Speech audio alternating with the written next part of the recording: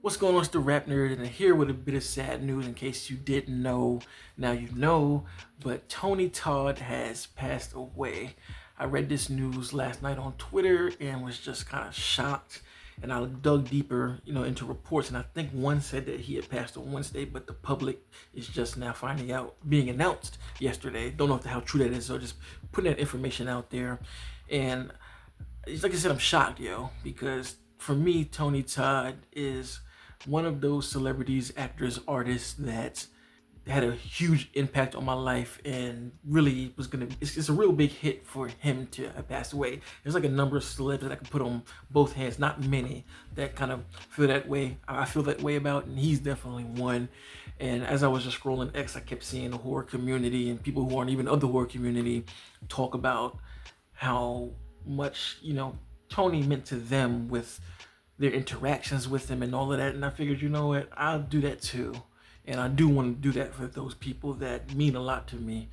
And so just here to celebrate, the life of Tony and like what his artistry and him as a person meant to me and how it shaped a lot for like me right now in my 30s, you know what I mean? So first of all, I think the shock of this is, Tony was always one of those larger than life, godlike, ethereal people that, you just kind of expect them to be here forever. You don't really expect something like this to happen so soon. He was only 69, so that's even more of like a eye-opening thing. But he just was always that kind of person to me. Just one of those people that, like I said, is ethereal, but still of the people, with a lot of things that I've seen in his interviews and just people having their interactions with him and how much of a stand-up gentleman he is, and just all of those things shaped who saw him to be. Always wanted to work with him eventually as a writer and director, but working with him aside, he's somebody that I always just wanted to sit down and speak to because of his experiences and just the kind of eclectic person that he is. I always found everything about him to be interesting whenever he would speak to people, and I would look at his interviews. I'm like, this is just an interesting guy who just looks at things from a different perspective and view than many people. And I think that's one thing that separated him from so many. So I'm gonna get into just again, how he shaped me as a person. And his catalog of work is expansive. So me not talking about certain things is not to down any of that, because he did so much and so many different things for so many different people. It's just crazy. I'm just going to talk about, how his work affected me. And for me personally, as you can see the shirt that I'm wearing, Candyman, like that role and the way he played that character is why I'm here. It's the reason why I even picked up the persona as the RapNerd. Is the real reason why I want to be a writer and director. It's the reason I'm here reviewing movies and just adding my own 2 cents to this wide world of content and, like I said, filmmaking and all these different things, is because of his role here. He's a huge part of that, and I'll get into that. So as we all know, the space of film and in this content world in which, YouTube reviews and physical media and movies and all these type of things, it's not a lot of black folks, right? It just is what it is when you look across it. So the starting point here is, horror and its relationship with black folks. And I stumbled across Candyman, when I was younger. The movie released in 92, I believe. So by the time I was of age to know who Candyman was and I watched the movie, I was terrified. Oh my God. To this day, I will not say his name in the mirror. Just ain't happening. It's not happening. Like, I still am terrified of that myth, and just the way he played that role was just so incredible.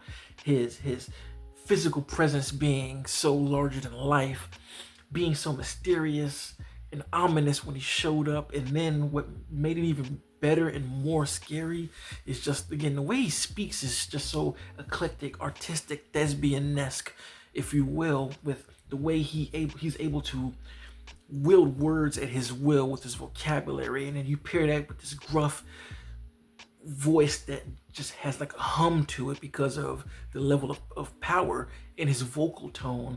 It just creates something that we've never seen and that I still have not seen to this day, honestly. Like the way that he speaks to Helen, the character in the movie, and she's just kind of like hypnotized by him. Every time he speaks in that voice and he has that commanding tone, I feel the same way. I'm just kind of wrapped up. Like, he's done so much vocal work that sometimes I'll hear his voice on stuff in passing and I'll immediately go like, Tony? His voice is that recognizable and that powerful in just the way that he speaks. And again, as I've grown with Candyman from that young age when I saw it up until now, I've always been like watching films like, okay, when are we gonna get somebody who's as iconic as Candyman? I want another black horror icon. Like, when are we gonna get it? When are we gonna get it? When are we gonna get it? Up until 2019, when I started this channel, I was like, you know what? I'm tired of waiting, because like I said before, name is a rap nerd, and it's because I used to rap. That used to be the thing that I used to want to chase after, and I always had it in my head that like, once I'm solidified in hip hop and I've done albums and all of that, I'm gonna do what a lot of rappers do when going to the movie field, and I myself am going to craft a horror icon to give the culture another one like Candyman, because we don't have one, we haven't had one, and again, that's still a goal of mine. Whenever I write and direct, it's always Tony Todd's performance and how he was able to encapsulate this character in my head as I write these things. I'm pulling from these different places, like, okay, the voice has to be like this, not to say exact copy, but it has to have the same effect as this. The villain has to have this kind of physical presence like this. He has to walk this way, look this way. He has to engage the viewer in this way, because again, I'm thinking about what he did as Candyman and how it's so engaging it was. And again, I take pieces from that, like what made that stand out so much, and I like to try and apply different qualities in my own way to my work, because again, he just sticks out so much for me. And you know, as a villain, period, because I still think even in horror, he still is on a class of his own, even outside of black culture. You know, I think this is one of the reasons why the sequel in 2021 went the way they did, as far as it being more of a passing of the torch type of thing, is because you can't redo that. Candyman and Tony Todd are just like Robert Englund and Freddy. You just can't have somebody redo it and do their own. It has to be a passing of the torch, because neither one of them can be replicated.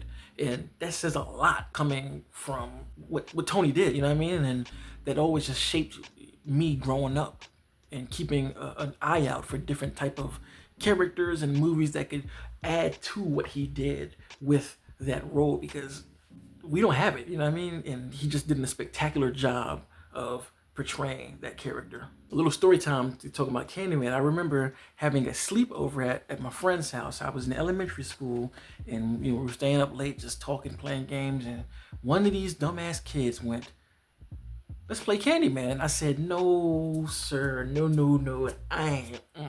They proceed to go into the bathroom, close the door, and they say the chant.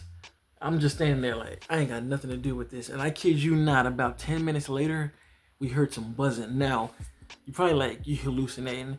No hallucination, it was a bug, and if I remember correctly, it just was a fly. But just the fact that we heard that buzzing, we all were like, oh, running out of the room, and the parents had to come up to us and be like, what's going on, what's wrong? And we had to lie and be like, oh, we saw a bug in the house and it scared somebody. So that's how crucial Candyman was. Like, I don't know about anybody else's culture, but for black folks, Candyman was a myth that was real to us. We didn't play with that at all. Especially me growing up as a kid, I wasn't able to differentiate the actor from the character. So I thought Tony Todd was actually like Candyman for real. So when I would see him in other stuff, I'm like, holy shit, like, they just letting this guy walk around like this is the dude. It's, you know what I mean? Like, had me really terrified just because of how much of himself he put into that character. It's insane, man. Like I spoke about his performance and how much he puts into himself with everything, even, you know, moving forward, seeing movies that he's been in, just as a side role, he made his presence felt, like being the coroner in Final Destination. It was just eerie sense of a person who he was, because again, had that same demanding voice, even without the added audio effects. Being randomly in like Hellfest when he was on stage, you know, talking about the festival event, being in Candy Corn, like it's just these random roles where he still keeps that same level of artistic integrity about whatever it is he does, you know what I mean? And that even goes into just him as a person. I love seeing these different stories of conventions he's been at, where he's been in there shaking hands and talking to people and having these really distinct conversations about the genre and Candyman and all these different ways to show that like he's engaging with the fan. Like he embraced the people who were into it. He never scoffed and looked at people like you're a weirdo or like, oh, it's just a movie, don't take it that serious. No, he was right in the thick of it with whomever he spoke with, and man, it's just a huge blow. And I really wish I could have got to speak to him, man. Like I never went to the conventions, and I was actually planning to next year to try and see if maybe he was in, you know, the Atlanta area where I could drive to or whatever, because I really just wanted to meet the guy, shake his hand, because again, just an incredible performer, and from what I do know about him, just an incredible man. And yeah, this is a really big loss.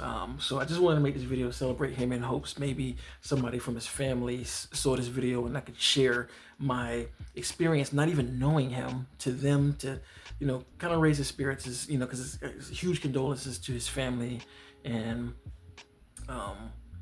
let me know in the comments what your experience with Tony Todd is, whether it's you met him or just viewed him through the screens of your phones or TVs. Like, what did he do for you?